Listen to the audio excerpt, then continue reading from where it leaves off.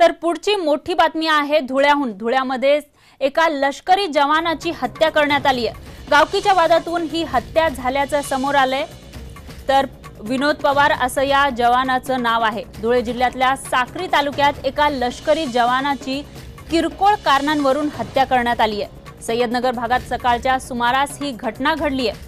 गावातल्या भांडणाच्या किरकोळ कारणावरून वाद घडला आणि हा वाद विकोपाला जाऊन या जवानाची चाकूने भोसकून हत्या करण्यात आली।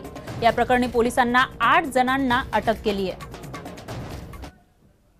सकाळी 9 वाजेला दोन गटात घटना घडली। मारामारी त्याच्यात चाकू मारून दिलं बुवा। कोणाला? तो काय विनोदला। काय मिलिटरी मध्ये? हां, मिलिटरी मध्ये। आणि किती जण जखमी? 6 जण जखमी। कशावरून झालं काय कारण? काय अशा किरकोळ भानगडी घरगुती।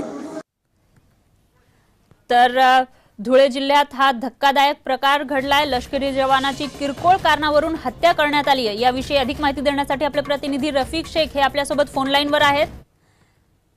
रफिक, एका लष्करी जवानाची हत्या करण्यात आली आहे, नेमका काय प्रकार आहे हा?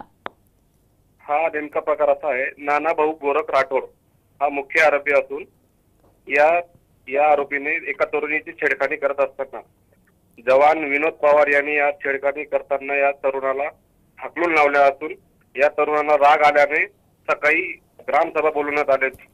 या ग्रामसभेमध्ये एका जवानावर चाकू हल्ला प्रकरणी या जवानाला ठार करून मारण्यात आले। तर मग इथे पोलिसांनी 8 जणांना अटक केली आहे, तर त्यांच्यावर कारवाई कशी केली जाते? त्यांच्यावर 302 143 प्रमाणे गुन्हा दाखल करण्यात आला आहे। पुढील तपास पोलीस निरीक्षक व्ही सोनवणे करीत आहेत। धन्यवाद रफिक शेख, तुम्ही दिलेल्या माहितीबद्दल। तर धुळ्यामधील ही धक्कादायक घटना समोर आली आहे। एका लष्करी जवानाचीच हत्या करण्यात आली आहे।